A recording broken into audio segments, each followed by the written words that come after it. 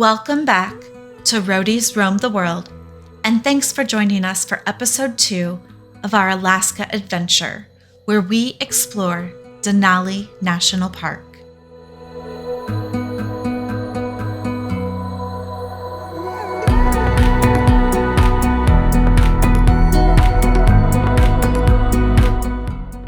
Welcome to Denali National Park. We made it. Denali National Park and Preserve was established in 1917 and has over 6 million acres of wilderness. The park sees around 600,000 visitors per year, which has increased by 200% over the past 30 years. Perhaps the most notorious sight to see is the peak of the 20,320-foot high Denali herself, but that site only belongs to the 30%, which, alas, we were not a part of.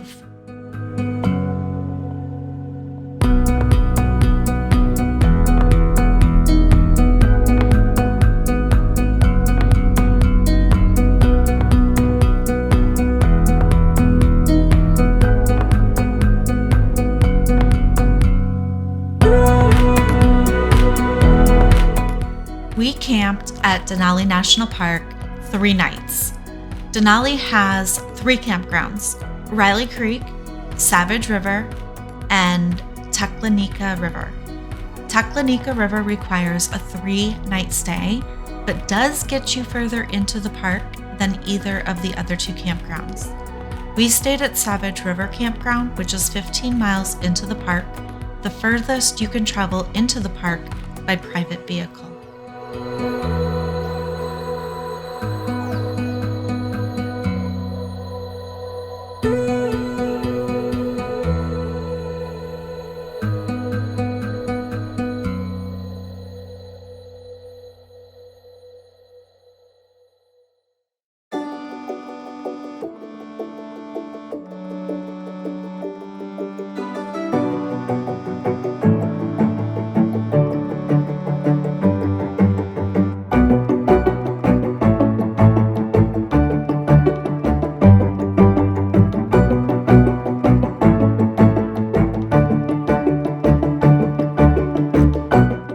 In addition to hiking and camping, you can visit the Sled Dog Kennels, see a demonstration, and even pet the dogs if they're in the mood.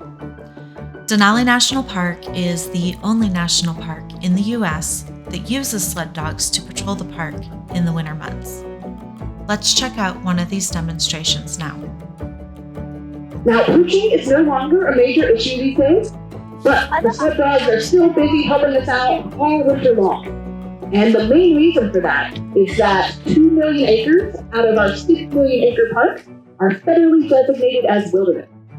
So wilderness designation is the highest level of protection a piece of land can be given. There's a lot of rules for how we manage that wilderness area in order to protect what we call the wilderness character of the land. And one of the rules is that we don't use mechanized vehicles in the wilderness area. So all the projects the dogs help with would otherwise need to be accomplished by snow machine or helicopter. So these sled dogs provide us with a low impact but very effective way of traveling across that frozen landscape in the wintertime. And the projects the dogs help with vary from year to year, just depending on what needs to be done in the park. So these dogs will help with a lot of projects. And if you guys want to see the results of one of these projects, you can head down to the beginning of the Triple Lakes Trail, not too far from the visitor center. There's a big suspension bridge across Riley Creek, and the park dogs hauled all of the construction material out to that site, including huge face timbers that weigh more than 1,000 pounds and require teams of 16 dogs to haul them into place. Does anyone know what kind of dog we have here in town? They're Alaskan Huskies. So they might look a little different than the Siberian Huskies or Alaskan Malamutes that you have in your neighborhood. So Alaskan Huskies are not recognized by the American Kennel Club, so you'll never see one in the Westminster Dog Show. And that's because they're a breed that's bred solely for their working ability, not for any sort of appearance. So most dog breeds have a written standard that describes how they're supposed to look, and they're bred to match that appearance. And that's why you always know when you're looking at a Golden Retriever or a German Shepherd. Well, with Alaskan Huskies, we don't care about superficial traits like their coat color whether they have spots or patches, whether the ears stick up or flop down a little bit like thrones.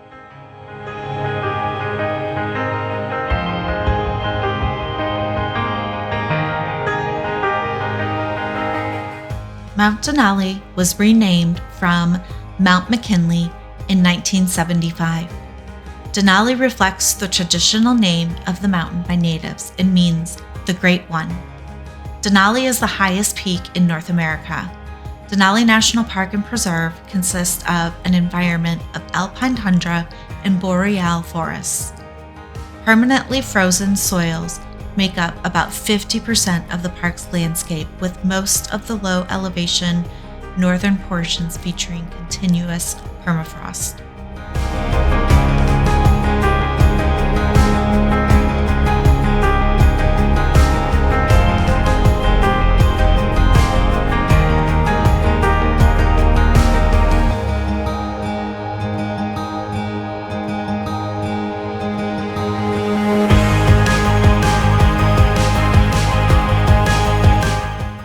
Interestingly, earthquakes occur regularly within the park boundaries. The largest earthquake recorded in the interior of Alaska was a 7.9 magnitude in 2022 inside of Denali National Park. Most earthquakes occur within the Kantishna seismic cluster in the foothills located on the north side of Denali Mountain.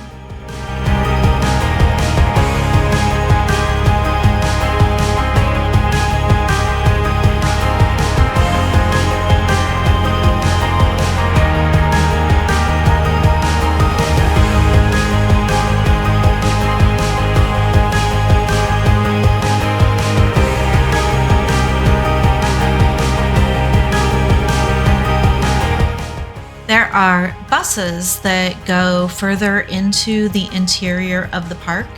You have a choice of narrated or non-narrated. The non-narrated buses are hop on, hop off. Denali National Park is known for not having a lot of trails, and in the backcountry there are none. You can hop off the bus and explore freely and then make your way back to the road to hop back on the bus to get back to your vehicle or campground.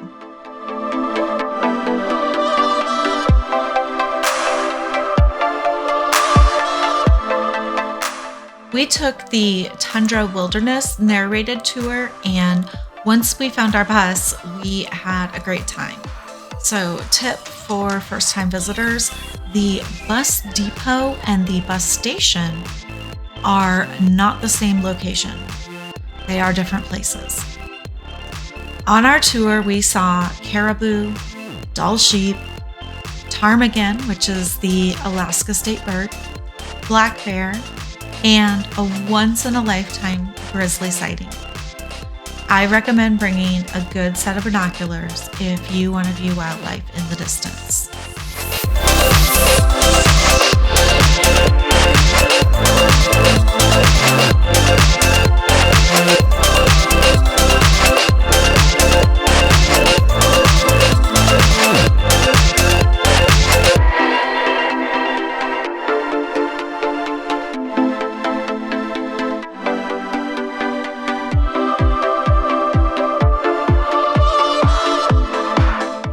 Denali National Park has so much to offer.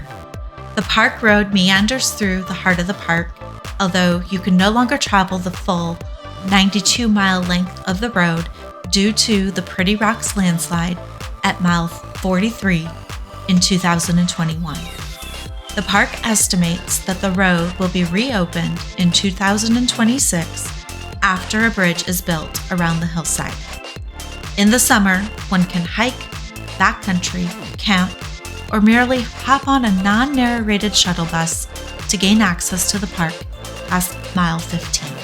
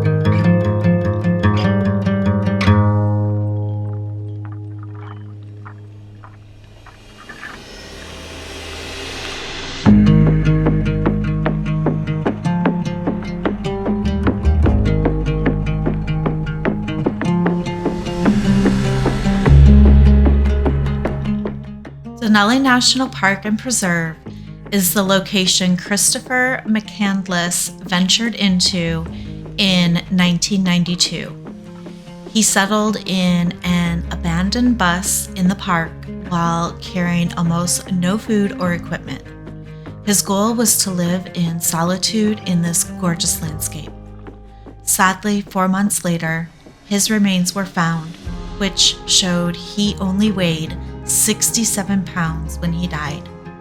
The bus has since been removed from the park, and on September 24th, 2020, it was relocated to the Museum of North at the University of Alaska.